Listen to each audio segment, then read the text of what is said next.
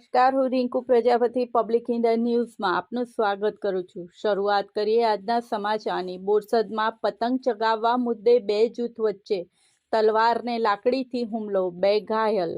આણંદ જિલ્લાના બોરસદ શહેરમાં ઉત્તરાયણના તહેવાર દરમિયાન એક ગંભીર ઘટના સામે આવી છે।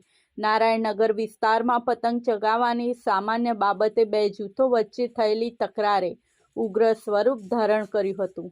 આ દરમિયાન કેટલાક માથાભારે તત્વો તલવારને લાકડીઓ સાથે ઘટના સ્થળે ધસી આવ્યા હતા।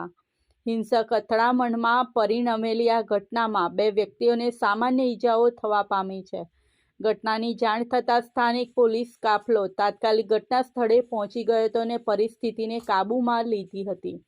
પોલીસે જણાવ્યું છે કે આ મામલે ફરિયાદ નોંધવાની કાર્યવાહી શરૂ કરવામાં આવી છે। સ્થાનિક રહીશોએ જણાવ્યું કે આવી નાની બાબતે હિંસક ઘટના બનવી દુર્ભાગ્યપૂર્ણ છે, ખાસ કરીને તહેવારના દિવસે। આ સાથે આજના સમાચારને અહીં સમાપ્ત કરીએ।